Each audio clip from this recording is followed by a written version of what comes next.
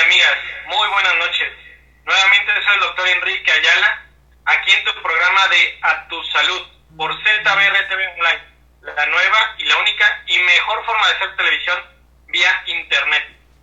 El día de hoy estamos desde mi casa, por cuestiones de salud lo tenemos que hacer así, porque cada vez más y más y más seguimos avanzando, como que Querétaro quiere ser el primer lugar, pero no realmente en algo muy padre, sino en una cuestión muy peligrosa que se llama ser positivos a COVID-19, en una sociedad tristemente que no ha entendido que esto es una pandemia, que esto se quedó, que esto va a seguir y que no va a mejorar si todos ponemos, sin que todos pongamos de nuestra parte. Esa es la realidad. Yo sé que cada vez que entramos al aire y que doy agradecimiento a mis productores, a Andrea y a Rodrigo, y muchísimas gracias por el apoyo que nos dan siempre, porque gracias a ellos se hace esta transmisión. Yo sé que cada día que abro el programa digo lo mismo, pero la verdad es que cada vez estamos más y más críticos y basta no solo un botón, sino varios botones europeos, en donde hemos visto que cada vez las situaciones, las cifras y las cuestiones están muy complicadas.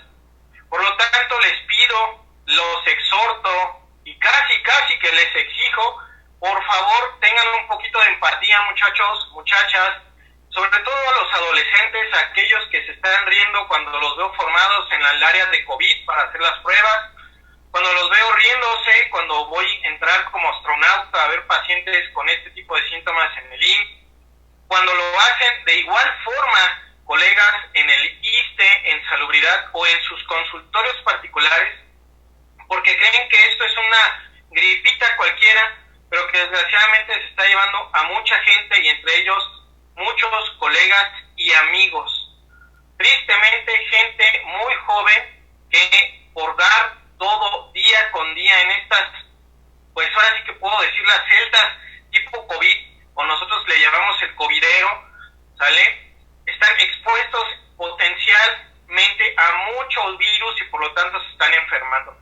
Así que nuevamente doy gracias a todos ustedes que están en el área hospitalaria y en el extra hospitalario, todos los paramédicos, bomberos, policías, todos aquellos de intendencia que se dedican a limpiar las calles, a todos aquellos comerciantes micros, pequeños y medianos que abren sus changarros, puestos de trabajo, torterías, taquerías, etcétera, pero que siguen los protocolos de sana distancia, de uso de cubrebocas.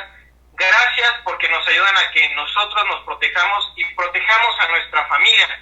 Porque sí, igual que todos ustedes, amigos, también hacemos pipí, popó, tenemos gustos, tenemos miedos y tenemos una familia que tenemos que cuidar. Así que por favor les encargo mucho usar el cubrebocas, lavado de mano constante y sana distancia, por favor, Sote. Pero bueno, para no agobiarlos más con estas cifras de casi 12,000 personas en Querétaro infectadas y que vamos cuando ahí va, el día de hoy, y agradezco infinitamente que se tome el tiempo a una gran colega, una gran amiga, a una gran doctora de mi familia, a una persona que admiro muchísimo, a la doctora Diana Álvarez Meloni. Doctora, muchísimas gracias por aceptarme la invitación. Y el día de hoy vamos a platicar de un tema muy importante que creo yo no le estamos dando la importancia, no solo desde el punto de vista como sociedad, sino desde el punto de vista como médicos, como área de primer contacto, como área de primera respuesta ante nuestros pacientes, que el tema es causas frecuentes de ceguera prevenible. Doctora, le dejo las palabras y los micrófonos y me gustaría que empezara a comentarnos y a explicarnos cómo se define ceguera de favorzote. Hola Enrique, hola a todo el mundo, muchas gracias por la invitación. Es para mí un gusto poder estar aquí y platicar un poquito sobre algo tan apasionante como es los ojos, ¿verdad? Es muy buena la pregunta. Lo primero es decir que ¿cómo es que definimos cuando un paciente tiene ceguera? Si revisamos un poquito lo que dice la OMS, se establece que un paciente tiene ceguera cuando uno de sus sus ojos, el que se considera el mejor ojo, el que sería el ojo fuerte, el ojo que puede hacer mejor trabajo, tiene una visión peor de 20/400. ¿Eso qué traduce? Traduce que el paciente tiene que estar más o menos sentado a 20 pies para poder ver lo que alguien sano puede ver a 400 pies. Es algo así como que el paciente que solo puede ver la letra más grande de la cartilla que utilizamos para tomar la visión. Y eso es en el mejor ojo.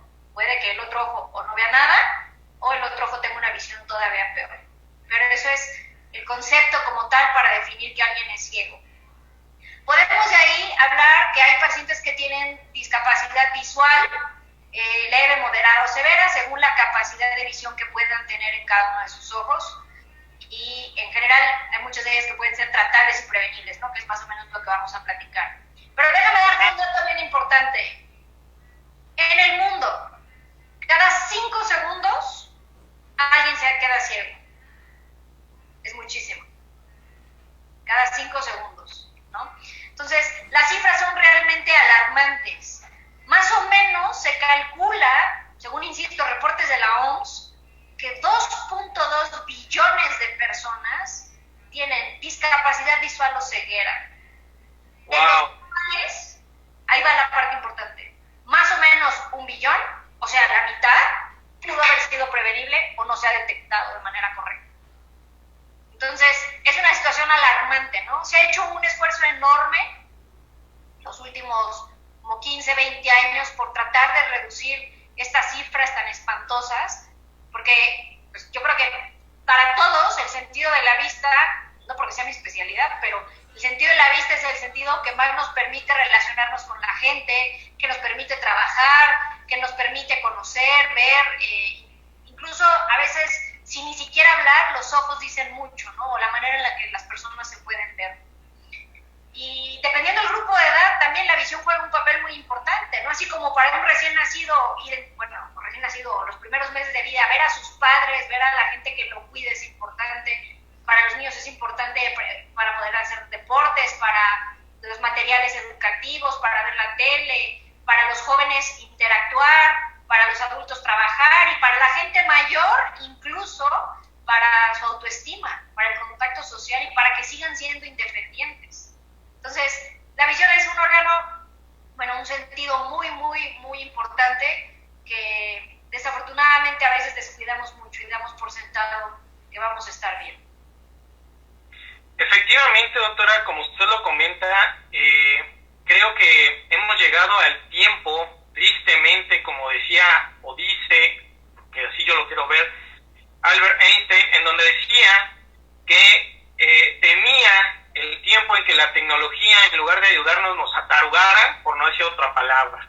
Y lo que usted acaba de decir es muy cierto, damos por sentado el hecho de ver, siendo que es uno de los milagros más impresionantes que tiene el cuerpo humano, porque un pedazo globoso, un pedazo de epitelio lleno de líquido diminuto exactamente, conectado a un nervio todavía más diminuto, nos permite conocer el universo que tenemos a nuestro alrededor. Y tristemente lo veo así, tendemos a no cuidarlo, a no procurarlo y sobre todo, a veces, en muchos de los casos, a tratarlo hasta que ya no hay algo que hacer. Doctora, algo también muy importante es, estas cegueras, de acuerdo a los grandes números que me acaba de dar y que nos acaba de dar a todos de la OMS, hay un predominio entre hombres o mujeres, pega más en hombres o mujeres en alguna edad. Bueno, sí, las enfermedades que pueden ocasionar ceguera, muchas veces irreversible, que ese ya no es tan divertido, ocurre mucho más frecuente en pacientes arriba de los 50 años y un poco más en mujeres. Y sí hay una pequeña predisposición hacia las mujeres. Ahora, si todos viviéramos suficiente tiempo, en algún punto de nuestra vida, todos tendríamos por lo menos un episodio relacionado con los ojos que fuera significativo y que requiriera atención médica. ¿No? todos en algún punto vamos a terminar yendo al oftalmólogo por algo que nos pasa en los ojos, mientras que igual y no vamos, no sé, con el nefrólogo, no sé, ¿no? Pero así de importante es. Doctora, de acuerdo a su especialidad, quiero tocar este punto muy importante, sobre todo para los padres de familia hoy en día, con este home office y con este home school que tenemos, que es escuela en casa y trabajo en casa. Nos encanta mezclar aquí lo gringo. Es una rotunda mentira que los niños no necesiten oftalmólogo o ir con el oftalmólogo, ¿es correcto, verdad? Es una gran mentira, una gran falacia. De hecho, es importantísimo revisar a los niños, porque hay muchos, de hecho, una de las causas de ceguera prevenible y tratable son los errores de graduación, lo que llamamos errores refractivos, como miopía, como hipermetropía y astigmatismo. Y a un niño, si no se le detecta a edad temprana que necesita lentes, su desarrollo visual no es suficiente, no se completa de manera correcta, y entonces ese niño crece y crece viendo mal, lo que le llamamos ambliopía. Y ya en la etapa adulta, ponerles lentes no sirve de mucho porque no logramos que tengan el 100% de visión que si hubieran tenido, si se hubieran puesto lentes a tiempo. Entonces, lo correcto, según incluso la Academia Americana de Pediatría, es que a los niños, a partir de los 4 años de edad, se les debe hacer una revisión oftalmológica completita. Desde antes se pueden detectar ciertas cosas, ciertas, obviamente más graves, como no tengan catarata congénita, alguna tumoración, desviación de los ojos, etcétera. Pero si la mamá por algo no ha llevado a su hijo al oftalmólogo y tiene 3 años y medio, casi cumpliendo 4, a los 4 queda perfecto hacer una revisión completita y son súper cooperadores. Se les puede hacer todos y cada uno de los pasos que hay que hacer en el consultorio. O sea, no hay pretexto. Efectivamente, eso es algo sumamente importante y que creo que también hay que comentarlo mucho para nuestro gremio del área médica, ya sea en una institución privada, en una institución pública, y que seamos médicos de primer contacto, médicos generales, médicos familiares o de alguna otra especialidad, pero obviamente también los pediatras, es importante referir a estos chiquititos con el oftalmólogo de nuestra confianza. En este caso, pues llévenlo con la doctora Diana Álvarez Meloni, por favor, Sote, la verdad es que súper bien atendida, me encantan sus revisiones, la verdad es que estoy fascinado, no porque sea mi doctora, pero pues sí, la verdad es que está muy bien. De hecho, ahorita ella nos está enlazando desde su consultorio y me gustaría, doctora, de favor, Sote, que nos recordara dónde la podemos localizar y en qué área podemos nosotros llegar a pedir consulta y en qué hospital. Bueno, yo doy consulta privada en el Hospital Star Médica de Querétaro. Estoy en el consultorio 814. El teléfono del consultorio es 442-195-8066. Muchísimas gracias, doctora. Y precisamente ahora vamos a continuar con esto. Algo muy importante que creo que hay que atender es cuáles son estas principales enfermedades. Ya nos comentó una, que es las cuestiones de problemas de visión en el aspecto refractario, pero cuáles serían las otras más importantes que hay que tener en cuenta para que los médicos de primer contacto que ven este programa puedan tenerlas en mente, por favor. Bueno, otra de las causas muy frecuentes de ceguera y que es reversible son las cataratas. Las cataratas son un proceso natural, digamos, de envejecimiento del ojo, donde el lente que tenemos dentro del ojo, que se llama cristalino, empieza a hacerse opaco. Hay muchos tipos de cataratas, algunos bajan la visión de manera más rápida, otros tardan más, pero al final del día todos se terminan quitando visión, ¿no? La parte importante es hacer el diagnóstico que hay una catarata, ¿no? Hay muchos pacientes que tienen catarata muy incipiente, que está empezando, que está muy en la periferia, que igual y no les da tanta lata, pues esos pacientes los podemos dejar un poco en vigilancia, estarlos citando cada 6 meses. Pero en el momento en el que detectamos que la visión empieza a disminuir, o que el mismo paciente dice, es que me pongo mis lentes y ya no veo igual que antes, o las cosas se ven más opacas, o veo como si tuviera una tela, ¿no?, que me impide ver con claridad las cosas, en ese momento se recomienda hacer la cirugía, ¿no? Afortunadamente la cirugía de catarata es una cirugía muy poco invasiva, es una cirugía micro, pequeñita, con una recuperación maravillosa y una tasa de éxito muy alta. Pero la clave está en justo eso, en poder hacer el diagnóstico, identificarlo, seguir al paciente y en el caso que ya lo amerite, hacer la cirugía. Es una pena que haya en muchos países, sobre todo que no están en vías de desarrollo o gente en zonas marginadas, en zonas rurales, que no tienen acceso a servicios de salud, los pacientes entonces se quedan sin ver y es una catarata lo que hay que resolver, ¿no? Entonces es algo muy sencillo que hacemos muchísimo, casi diríamos como de rutina, y que no podamos dárselo a toda la población que quisiéramos, pues es tristísimo, ¿no? Nada más así para que se den una ideita, la cantidad de gente que tiene catarata se estima arriba de 65 millones de personas. Y la verdad, creo que si todos vivimos suficiente vamos a hacer catarata.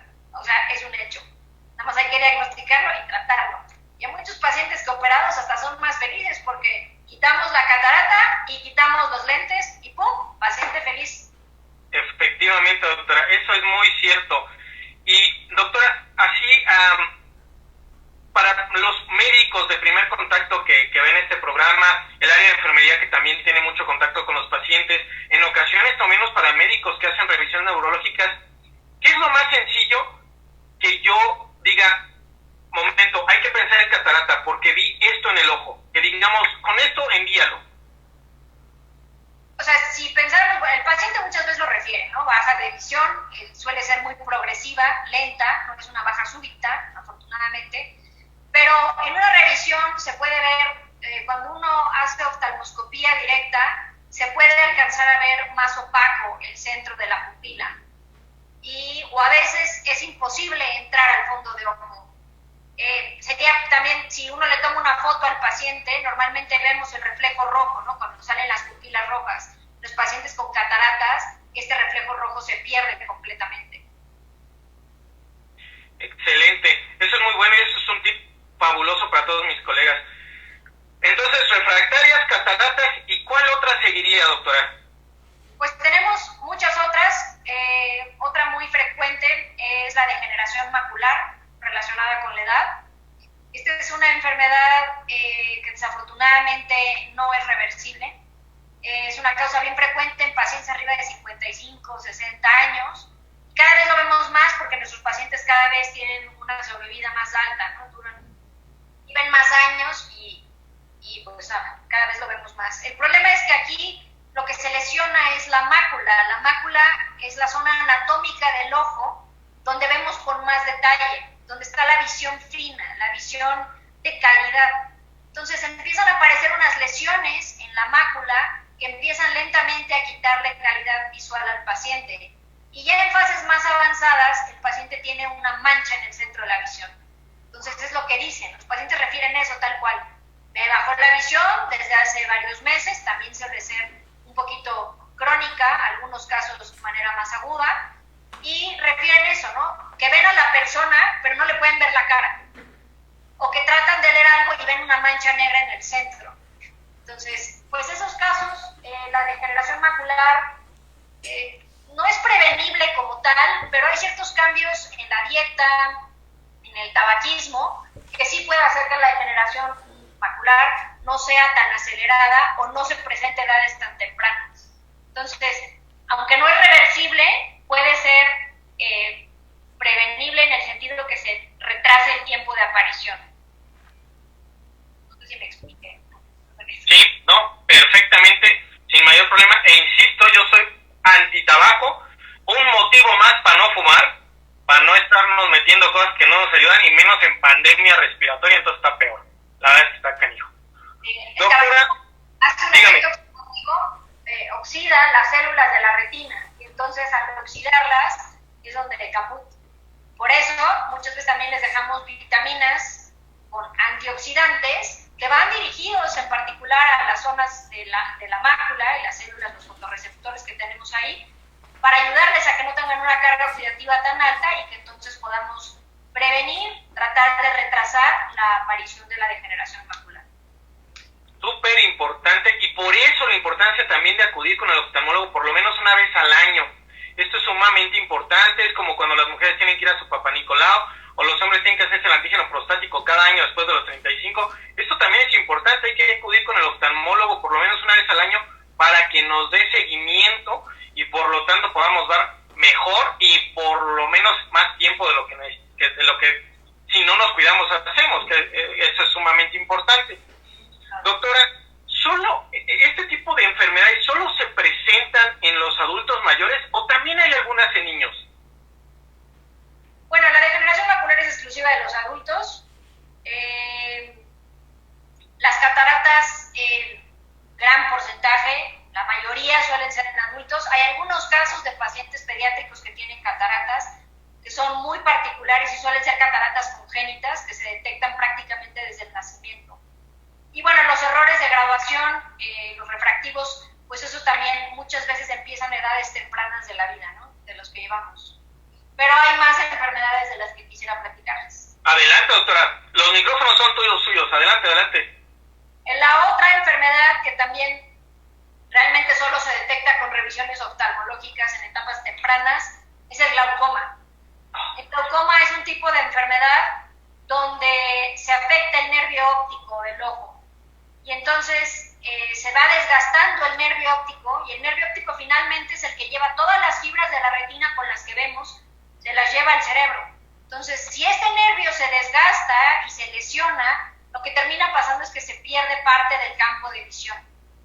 A diferencia de la degeneración macular, la pérdida de visión en el glaucoma viene desde la periferia, desde la orilla de la visión, hacia el centro. Entonces, en etapas muy avanzadas del glaucoma, el paciente ve como si viera solamente por un túnel, una pequeña apertura muy pequeñita, y el resto del campo visual lo han perdido completamente. Estos pacientes casi siempre lo que refieren es, uno, que se tropiezan más, porque no ven los tapetes, no ven los escalones, no ven los bordes de los muebles, o que chocan cuando van manejando porque se cambian de carril y realmente no ven el coche que estaba al lado. Ya en etapas muy avanzadas, la historia natural del glaucoma es a la ceguera total. El glaucoma no es una enfermedad reversible, pero sí es una enfermedad tratable y sobre todo es prevenible. Se detecta solamente con revisión oftalmológica. Hay que tomarle la presión al paciente, que dicho sea de paso, no siempre la presión tiene que estar alta para hacer glaucoma. Pueden tener un glaucoma con una presión ocular normal. Y hay que ver el nervio óptico y hay que ver el sistema de drenaje del ojo. Esas tres cosas se tienen que hacer en consulta a fuerza para poder detectar cuando alguna de estas no está bien y entonces dar el seguimiento correcto del paciente. Y en el caso que fuera necesario, iniciarle el tratamiento y con el tratamiento correcto, la expectativa visual de un paciente, aunque tenga glaucoma, puede ser la misma de un paciente que no lo tiene si está bien tratado. Ahora, el glaucoma suele ser mucho más frecuente en pacientes de edad avanzada, arriba de los 50 años. Pero existen glaucomas en etapas juveniles y existen glaucomas en etapas infantiles, que son congénitos. Entonces, hay varios datos que hablan de glaucoma congénito que son terribles, son muy agresivos y ya conforme pasa el tiempo los datos son menos visibles y más bien se vuelve más asintomático hasta que vienen al oftalmólogo y nos damos cuenta que algo no está bien en el nervio óptico y detectamos que hay glaucoma. Efectivamente, creo que eso es una enfermedad sumamente importante que usted acaba de destacar y que nos está pegando muchísimo en las consultas y literalmente en todos lados. O sea, no hay, yo creo que especialidad médica que no haya visto en algún momento un glaucoma. Hay alguien que le haya dicho, ay doctor, ya me pegué, oiga, pues ¿qué no veo? No, es que no alcanzo a ver. La verdad es que eso a todas las especialidades les ha pasado y ese es el momento en que hay que mandarlo inmediatamente con el oftalmólogo. Doctora, me llamó mucho la atención algo que dijo al respecto del glaucoma congénito que llega a ser muy agresivo y me gustaría nada más aquí hacer una pregunta muy concisa, muy concreta para todos mis amigos, pues ahora sí como nosotros decimos medicoblastos, ¿no? Que están desarrollando en esta cuestión de la medicina, que van a estar o están ya de internos o en el servicio social y les toca de repente atender a un recién nacido y le dan el seguimiento, etcétera. ¿Qué consejo nos da usted como experta y con el tema que estamos viendo, prevenir la ceguera? ¿Cuáles serían los reflejos o qué tendremos que buscar en un niño recién nacido para decir, momento, algo está pasando aquí, hay que llevarlo con el oftalmólogo? Aquellos niños que tienen opacidad de la córnea, que se ve como si estuviera azulado el ojo, en la parte central, que les moleste la luz, tuvieran mucha fotofobia, que tuvieran lagrimeo y que cerraran todo el tiempo los ojos, consecuencia de lo anterior. Entonces, eso obliga a revisar el niño cuando tiene opacidad corneal, lagrimeo y blefaroespasmo por la fotofobia que tienen del edema corneal. Entonces, ya en etapas más avanzadas, la córnea crece mucho. Y entonces, en vez de tener un diámetro normal de 11-12 milímetros, tiene un diámetro de hasta 15 y se les ven como unos ojototes. Pero cuando eso pasa es porque la presión ocular ha estado sostenida tanto tiempo que enlongó las estructuras del ojo. Y ya es una etapa muy avanzada del glaucoma. En etapas tempranas, opacidad corneal, lagrimeo y blefaroespasmo. Eso es lo que debería obligar a enviar inmediatamente al niño a revisión. Y de verdad es mucho más sano mandarlo a revisión y decir, no, pues el lagrimeo que tiene este paciente es porque las pestañas están mal dirigidas, porque así es su párpado, digamos, a que tiene algo más grave que le condena la visión el resto de su vida, como puede ser un glaucoma. Efectivamente, usted lo ha dicho, condena al paciente y es algo que estamos tratando de enseñar a toda la población en este aspecto de enfermedades prevenibles. Entonces hablamos de refractarias, cataratas, degeneración macular, glaucoma. ¿Cuál otra, doctora? Hay una que es como una cereza en el pastel, la retinopatía diabética. La retinopatía diabética, desafortunadamente, es una enfermedad muy frecuente, que vemos en pacientes con una diabetes de larga evolución, generalmente mal controlada o con un control regular, donde tienen picos sostenidos de hiperglicemia. Eso daña muchísimo las células de los vasos sanguíneos de la retina. Como es una vasculatura tan fina, rápidamente tienen cambios que nos hacen ver, ¿no? Y sí, una retinopatía diabética no tratada inevitablemente termina en una ceguera también. Efectivamente, eso es algo muy cierto y esa es la insistencia que a veces tanto que nosotros en el área de primer contacto o en el área de otras especialidades médicas insistimos en el control de la diabetes. Doctora, en su experiencia,